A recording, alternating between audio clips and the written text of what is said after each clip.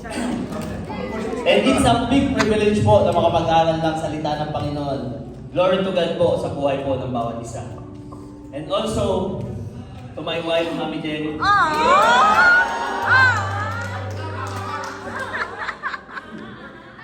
Thank you po sa support. Thank you sa pagpupuyat po. May time ko lang yung mga devotion ko. Masend ko lang yung mga field education ko. Thank you kay Lord na ikaw ang binigay niya sa akin. Ikaw ang binigay niya, pinagkaloob niya sa akin na makasama habang buhay. Salamat at isa ka sa ginamit ng Lord upang ako ay magpatuloy. Praise God. When I'm studying in Leeds, marami po akong natutunan about Word of God. And mas lalo ko po itong naunawaan. Hanggang ngayon nga po, hindi ko pa din lubos maisip na darating sa buhay ko na makapag-share po ako ng salita ng Panginoon. Kasi dati po ang sinishare ko lang is pulutan, pambili ng alak, tamang bag ng kwentuhan, sa inuman at mekos-mekos. Yes, mekos-mekos! Hindi mo kinaya. Bakit mekos-mekos mo yan? Hindi alam po na wala ako. And but one time po, binigyan ako ng Panginoon ng pagsubok na di ko sukat nakalain na makakapagpabago ng aking pananaw sa buhay. Yun po ang nakilala ko siya, nalubusan at pinadama niya po sa akin ang tunay na pagmamahal ng isang ama. At yun po ang pagmamahal na galing sa ating Panginoon. And also po, sa pag-aaral po ng Leeds, kala ba? Mekos-mekos na yan! Hindi pa rin po kasi ako hindi ko pa rin sukat nakalain na makakagraduate po ako.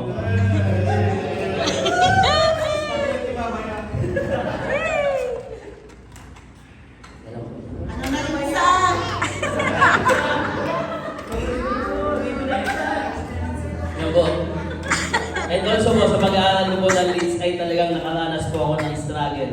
Pero napakabuti po ng Panginoon dahil may mga ginamit siya na tao upang magpatuloy ako. Salamat po sa pangalawang tatay namin sa Luke na silang Past Phil at Past Games po sa support na ibinigay niyo po. Salamat po sa support na ibinigay niyo po sa amin. Sa aming pangalawang magulang po na si Pastor Resty at ang kanyang may bahay na si Ate Joy. Salamat po sa encouragement na binibigay niyo po. Sa support po na pinadaman niyo sa amin ng mga mag-aaral ng Leeds. Salamat po. At sa aking mga klase na walang sawa din po. Iyak na yun. Din po sa kakapaalala ng mga nakakalimutan po namin sa aming mag-aaral.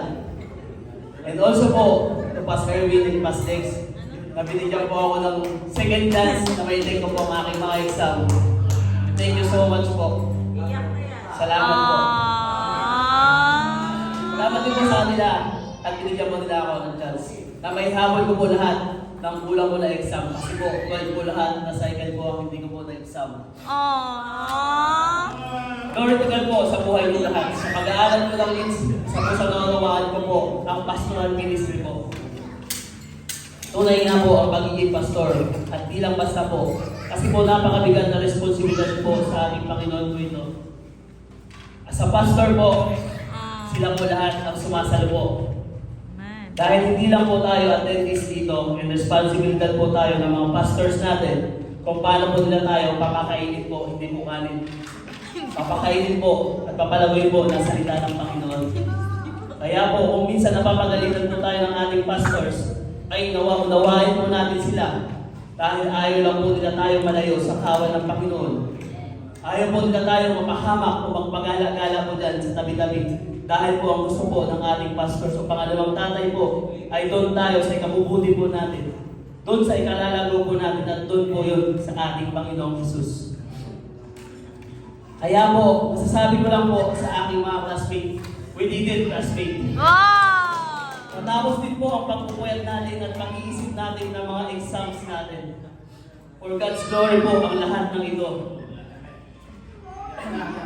And also po, ako po talaga lumusan nagpapasalamat kasi sa ating magkakapatid po. Ako pa lang po ang nakatapos. Amen! Dahil ang course ko po dati is mechanical engineering, kaya lang po sa sobrang barkada, Sa sobrang pag-alagala sa lansangan, hindi ko po natapos to, third year college lang po. Ba't sa napakabuti po ng Panginoon, hindi niya po ako hinintulo sa pag-aaral na yun, bagkus dinala niya po ako sa pag-aaral po ng salita niya. At yun po ang pinagpapasalamat ko po, na walang hanggang pasasalamat po sa Panginoon. At yun din po ang pinagpapasalamat ko po sa ating pastor po, na si Pastor Resty po, na binigyan niya po ako ng chance na maka-enroll po sa Leeds. Dahil kung wala po akong sign ni Pastor Resty, wala din po kami ngayon na nakatayo sa inyong harapan. For God's glory po ang lahat ng ito. Glory to God po. Sa mga mag-aaral po na susunod na batch, pag-iihan niyo po at mag-focus po kayo. Huwag po kayo tumulan sa amin na laging absent. Mag-pray po kayo. Sa mga mag-aaral po na susunod, mag-pray po kayo mga kapatid. Ipag-pray niyo po sa Panginoon ng lahat. Ang Panginoong Diyos po ang sasagot po ng inyong mga tanong. Hindi po ang mga kuya, hindi ang mga ate. Bagkos ang Panginoon po ang siya lamang sasagot po niyan. Sabi nga po sa Psalm 73, verse 26, Usokot ka